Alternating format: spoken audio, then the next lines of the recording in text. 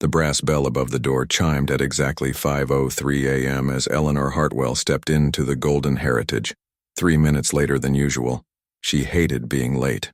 "Morning, Miss Ellie," called Rosa from behind the coffee station, already preparing the first pot of the day. Ellie nodded curtly, hanging her coat on the hook her grandfather had installed in 1952. Everything in this place had a story, a purpose, a tradition. The worn wooden floors told tales of 3 generations of satisfied customers. The faded photographs lining the walls showed her grandfather shaking hands with the mayor in 1955, her father serving the governor in 1978, and herself accepting the Chamber of Commerce award just last year. She moved through her morning ritual with military precision. Check the silverware placement. Forks exactly 1 inch from the plate edge. Adjust the menu holders to perfect 90-degree angles. Ensure each table's salt and pepper shakers face the same direction. These details mattered. They separated the Golden Heritage from every greasy spoon diner in Millbrook, Georgia. "Billy, those napkins need to be folded tighter," she called to the busboy arranging place settings. "This isn't McDonald's." Billy straightened the napkins without complaint. They all knew better than to argue with Miss Ellie before her second cup of coffee. At 6:30 sharp, she unlocked the front door for Judge Whitman, who'd been ordering the same breakfast for 15 years. 2 eggs over easy, wheat toast, no butter, coffee black. Real customers. People who understood quality. "Morning, Eleanor. Storm's coming," Judge Whitman said, settling into his usual corner booth. Ellie glanced out the window at the darkening sky. October storms in Georgia could be vicious, but weather never stopped the right kind of people from dining at the Golden Heritage. Dr. Foster arrived minutes later, followed by Mrs. Collins from the bank. Good people, respectable people. "Rosa, make sure that coffee's fresh," Ellie instructed, watching her longtime waitress pour Judge Whitman's cup. "And remember, no substitutions on the breakfast special. Grandfather's recipe doesn't need improving." She'd inherited more than just a restaurant when Daddy passed. She'd inherited a responsibility to maintain standards, to preserve what 3 generations of Hartwells had built. Every decision she made honored that legacy. When suppliers tried to cut corners, she found new ones. When employees got sloppy, she retrained them or replaced them. When undesirable customers tried to lower the tone of her establishment, she politely but firmly suggested they try somewhere else. Thunder rumbled in the distance, shaking the old windows slightly. The storm was moving in faster than expected. Ellie checked her watch. 7:15 a.m. The morning rush would start soon, bringing familiar faces and comfortable routines. She straightened a picture frame showing her grandfather receiving his first 5-star review from the Atlanta Journal. His proud smile reminded her why nothing could ever change at the Golden Heritage. Some things were worth protecting, worth fighting for. This restaurant was her family's monument to excellence, and she'd rather die than let it fall to the low standards plaguing the rest of the world. Lightning flashed outside, illuminating the empty parking lot. The real storm was just beginning. The rain hit the windows like bullets, each drop exploding against the glass with increasing fury. By 11:30, the lunch crowd had filled nearly every table, their conversations mixing with the storm's percussion outside. Ellie surveyed her domain with satisfaction. Proper people seeking shelter and sustenance in her proper establishment. The brass bell chimed, but this time its song was swallowed by a crash of thunder that made everyone glance toward the windows. A figure stood in the doorway, water pooling at his feet on the pristine hardwood floors. He was tall, maybe 40, with sandy hair plastered against his skull. His military fatigues clung to his frame, faded and worn but clean. A weathered backpack hung from one shoulder, and his boots, combat boots, left wet prints as he stepped inside. The restaurant fell silent except for the storm's rage. Ellie moved toward him before he could take another step. She'd seen his type before. Drifters, troublemakers, people who didn't understand boundaries. "Excuse me," she said, her voice cutting through the quiet like a blade. "This is a private establishment." The man looked up, his eyes scanning the room of staring faces before settling on her. "Ma'am, I just need a cup of coffee and a place to wait out this storm." "I can pay." "I'm sure you can," Ellie replied, loud enough for everyone to hear. "But we have standards here. Dress code. This isn't a homeless shelter." A flush crept up the man's neck, but his voice remained steady. "I understand. Could you just point me toward somewhere that might—" "The bus station's 2 miles down Highway 9, Ellie interrupted, crossing her arms. They have vending machines. Judge Whitman nodded approvingly from his corner booth. Mrs. Collins whispered something to her lunch companion. Dr. Foster kept his eyes on his plate, but Ellie caught his slight nod of agreement. The stranger stood there for a long moment, water still dripping from his clothes onto her grandfather's floors. Something flickered across his face. Not anger, but something deeper. Disappointment, maybe, or recognition of a familiar rejection. "I apologize for disturbing your customers," he said quietly. "That wasn't my intention."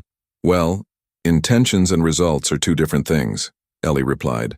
"And right now, you're disrupting the peaceful atmosphere my customers expect." Lightning illuminated the restaurant, followed immediately by thunder that rattled the building. The storm was directly overhead now, unleashing its full fury. The man adjusted his backpack and turned toward the door. "Yes, ma'am. Thank you for your time." He walked back into the storm without another word, the brass bell marking his departure with a sound that seemed smaller somehow, diminished by the weight of what had just happened. "Probably headed to Riley's bar," Judge Whitman commented, cutting into his pot roast. "That's where his kind usually ends up." Ellie nodded, but something nagged at her as she watched the figure disappear into the gray curtain of rain. The way he'd stood at attention when she spoke to him, the careful politeness despite her harsh words. The "yes, ma'am," that sounded automatic, trained. She shook off the thought and returned to her rounds. Standards existed for a reason. Let him find somewhere more appropriate for his situation. The Golden Heritage would continue serving the right people, just as it always had. Outside, the storm raged on. Rebecca Sterling had been nursing her coffee in the back corner booth, laptop open, pretending to work on another riveting piece about the city council's parking meter debate when the whole scene unfolded. She watched the veteran, and he was obviously a veteran, get humiliated in front of a room full of people who should have known better. Her journalism degree from UGA hadn't prepared her for covering bake sales and school board meetings for the Millbrook Gazette. At 35, she should be investigating real stories, not writing puff pieces about the mayor's ribbon-cutting ceremonies. But this was different.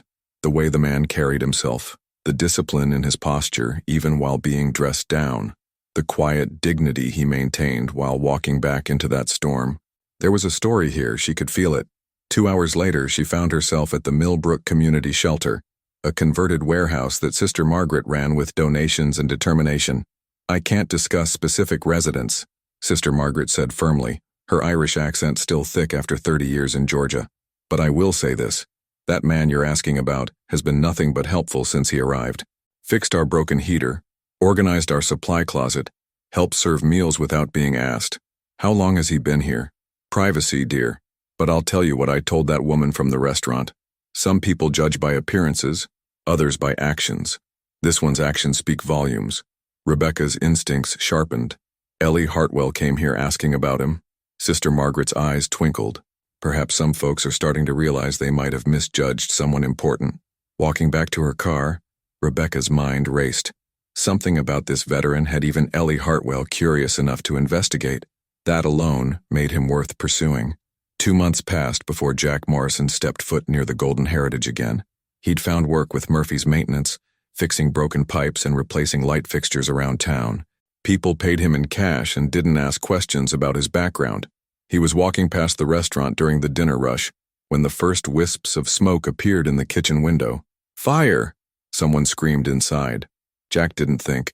3 years of training kicked in as he burst through the front door, pushing past panicking customers toward the kitchen. The electrical panel was sparking, flames licking at the grease-stained walls above the fryer. "Everyone out!" he shouted, his voice carrying the authority of command.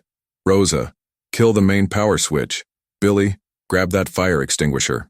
While others stood frozen, Jack organized the evacuation with military precision.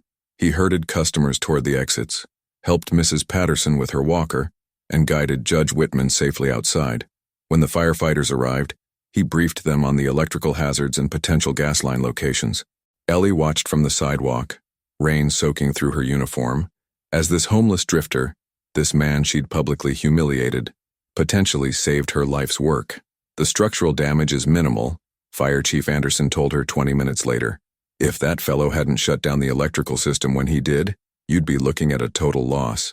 Jack stood apart from the crowd, quietly talking to one of the firefighters about ventilation patterns.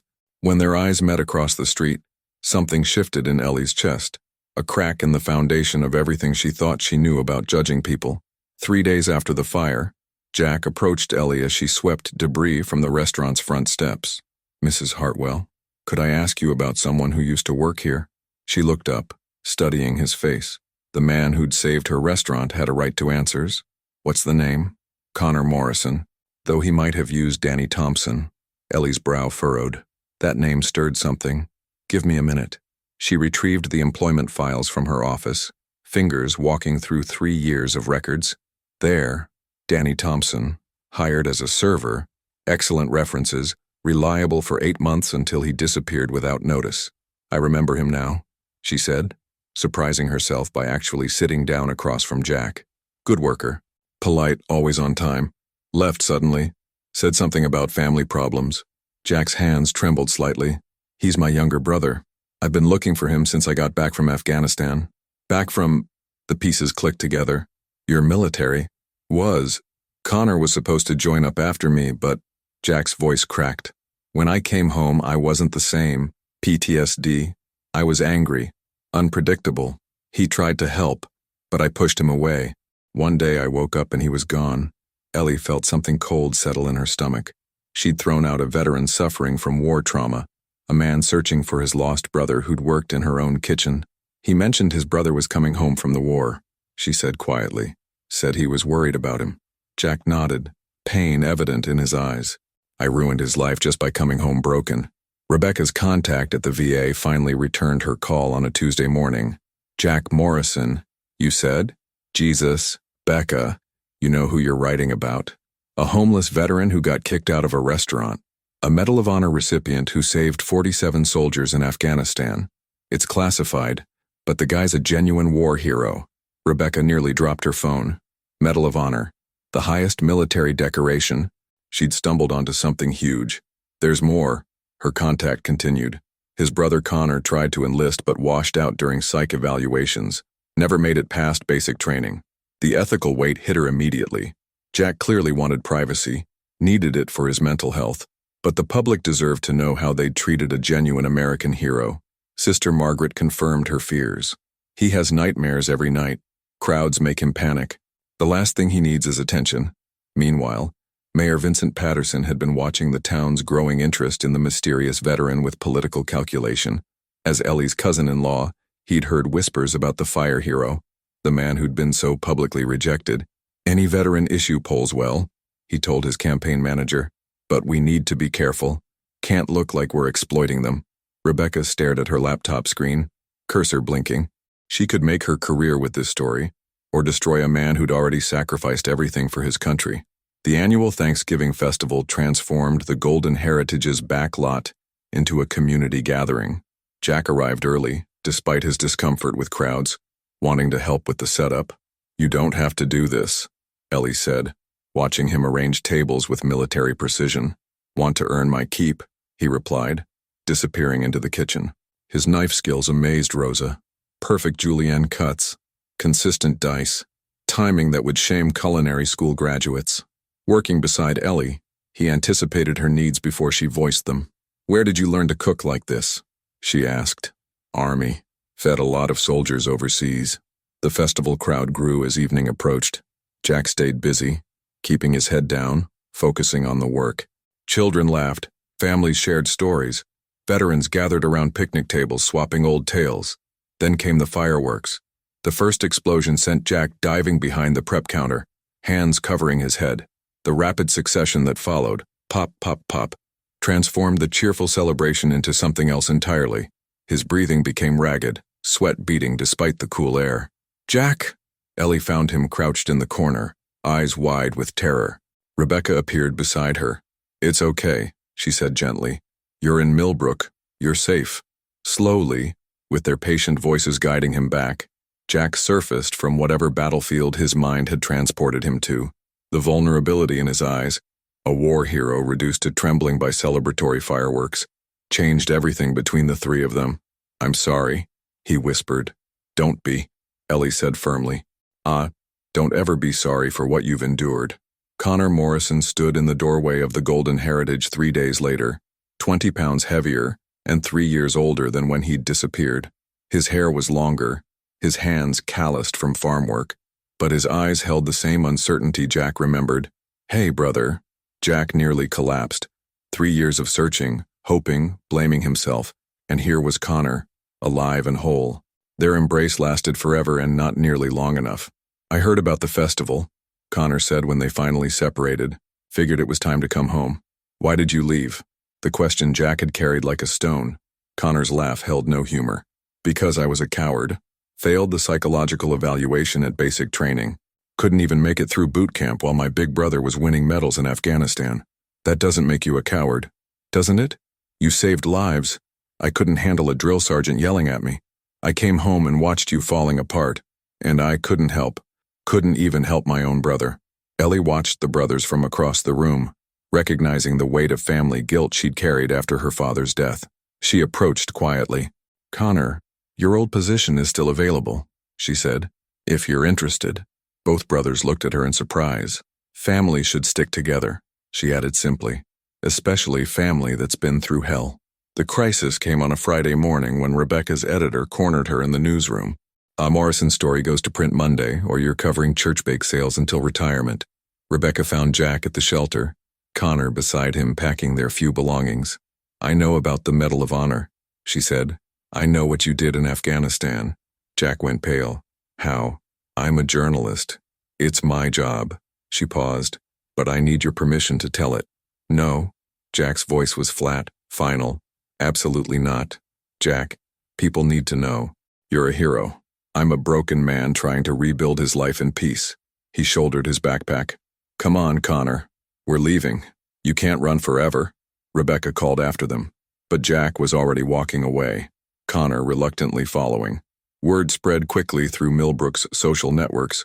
The diner crowd split into factions, some supporting Jack as a misunderstood hero, others viewing him as a troublemaker who disrupted their peaceful town.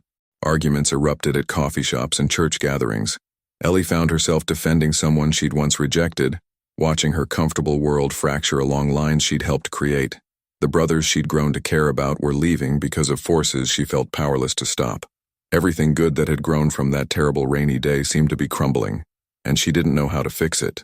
The revelation came from an unexpected source. Mayor Patterson's own campaign manager, fed up with his boss's cynical calculations. "Vince has known about Morrison's Medal of Honor for 2 months, he told Rebecca.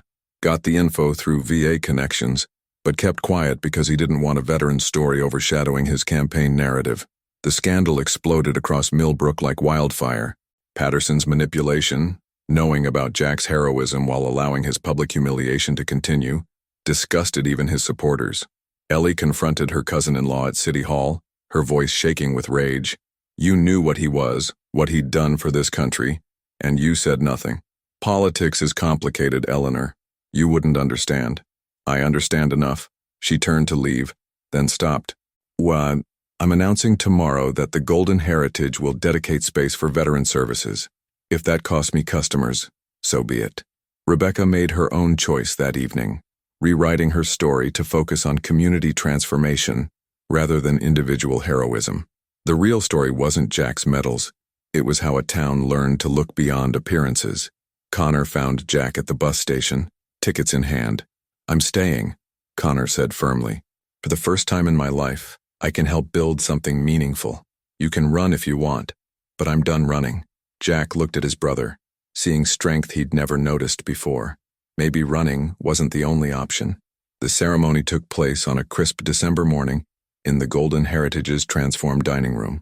Community members packed every available space, some standing along the walls, others spilling onto the front porch. The veterans' corner, formerly the private dining area, gleamed with fresh paint and new furniture. Ellie stepped to the makeshift podium, her hands trembling slightly as she faced the crowd that included Judge Whitman, Dr. Foster, and dozens of others who'd witnessed Jack's humiliation months earlier. "I need to say something that's long overdue," she began, her voice steady despite her nerves. "On a rainy day in October, a veteran came into this restaurant seeking shelter from a storm. I turned him away based on nothing but his appearance. I was wrong." She found Jack in the crowd, Connor beside him in his server's uniform. "Jack Morrison, you served this country with honor. and I served you with prejudice. I'm asking, publicly, for your forgiveness." The room fell silent. Judge Whitman shifted uncomfortably in his seat. Mrs. Collins stared at her hands. Jack rose slowly, and for a terrifying moment Ellie thought he might walk away. Instead, he approached the podium.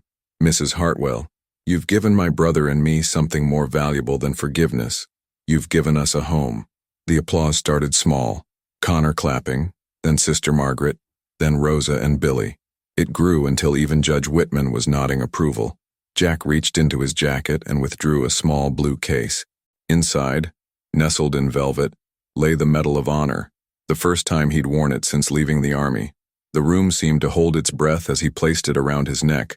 "I'm not here as a hero," he said, his voice carrying to every corner. "I'm here as someone who learned that coming home from war isn't the end of service. It's just a different kind of beginning." Rebecca's article series launched that afternoon, focusing not on Jack's battlefield heroism, but on a community's journey toward understanding. Mayor Patterson announced his withdrawal from the race by evening, his political career destroyed by his own cynicism. Connor stepped forward as the ceremony concluded, outlining plans for the veterans, corner, support groups, job placement services, and a place where those who'd served could find understanding among their own. 6 months later, the morning rush at the Golden Heritage sounded different. Alongside the familiar clinking of coffee cups and rustling newspapers, came the deeper voices of veterans gathering in the corner section, sharing stories and job leads over Ellie's famous biscuits. Connor moved between tables with practiced ease, no longer the uncertain young man who'd fled 3 years earlier. As veterans corner coordinator, he'd found his calling helping other veterans navigate civilian life. His understanding of their struggles, the shame, the fear, the feeling of being lost between two worlds, made him uniquely qualified for the work. "Jack's speaking in Atlanta next week," he told the morning group. "Anyone interested in the regional conference?" 3 hands went up immediately. Jack had become an unexpected advocate for veteran reintegration, his quiet strength and genuine understanding drawing audiences across the Southeast. The speaking engagements helped with his PTSD too, having a mission, a purpose beyond his own healing. Ellie emerged from the kitchen carrying a plate of fresh biscuits, pausing to chat with Mrs. Peterson, a Gold Star mother who'd become a regular since the Veterans Corner opened. The customer base had indeed shifted. She'd lost Judge Whitman and a few other traditional patrons, but gained families, veterans, community volunteers, and people who valued the restaurant's evolved mission over its social exclusivity. The old Southern comfort food remained, but the atmosphere now buzzed with genuine warmth rather than rigid formality. Laughter mixed with serious conversations about job training and PTSD support. The faded photographs on the walls had been joined by newer ones, the Veterans Corner ribbon cutting, Connor's certificate in community service, Rebecca's journalism award ceremony. Rebecca herself sat at her usual back booth, laptop open, working on a follow-up series about rural veteran services that had already attracted interest from national publications. Her career had found its direction through that rainy October confrontation, proving that the best stories often came from the most uncomfortable truths. "More coffee, Miss Rebecca?" Rosa asked, pot in hand. "Thanks, Rosa. How's your son doing in the apprenticeship program?" "Real good." Connor helped him get connected with the electrical union. Jack entered through the back door, shaking raindrops from his jacket. Another storm outside, but this time it held no threat, just the promise of cleaner air and fresh beginnings. He hung his coat on the same hook Ellie used, a small symbol of belonging that wouldn't have been possible months earlier. "Morning, everyone," he called to the Veterans Corner crowd before joining Connor and Ellie at the counter. "How'd the interview go?" Ellie asked, pouring his coffee without being asked. "Good. 3 more companies want to participate in the placement program." The aroma of fresh biscuits mixed with coffee and conversation as the 3 of them shared a moment of quiet satisfaction. Outside, the storm continued its work of washing the world clean, while inside the Golden Heritage, ordinary magic happened every day, proving that heroes sometimes arrive unrecognized, but when welcomed, they help transform entire communities into something better than they were before.